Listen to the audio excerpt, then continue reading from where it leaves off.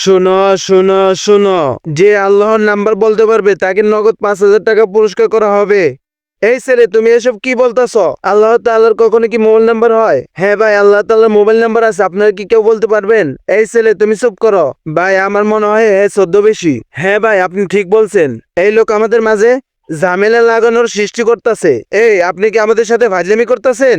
না ভাই, আপনাদের সাথে ফাজলামি কেন করব? আল্লাহর নাম্বার সত্যি আছে, আপনারা মোবাইলে তুলুন, আমি বলতাছি। আচ্ছা ঠিক আছে, বলেন।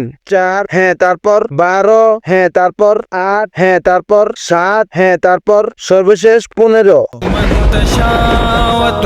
কি নাম্বার দিছস? ফোনে তো ঢুকতেছে না। ভাই, আপনারা মনে হয় আমার কথা বুঝতে পারেন নাই। আচ্ছা বলেন তো, মানুষ আল্লাহর কাছে সব থেকে বেশি কোন সময় যায়? এইটা না জানার কি আছে, নামাজের সময় যায়। ভাই তাহলে শুনুন, 4 মানে ফজরের 4 রাকাত, 12 মানে জোহরের 12 রাকাত, 8 মানে আসরের 8 রাকাত, 7 মানে মাগরিবের 7 রাকাত, আর 15 হইছে এশারের 15 রাকাত। সুতরাং নামাজের মাধ্যমে আল্লাহ তাআলার সাথে যোগাযোগ করতে পারবেন।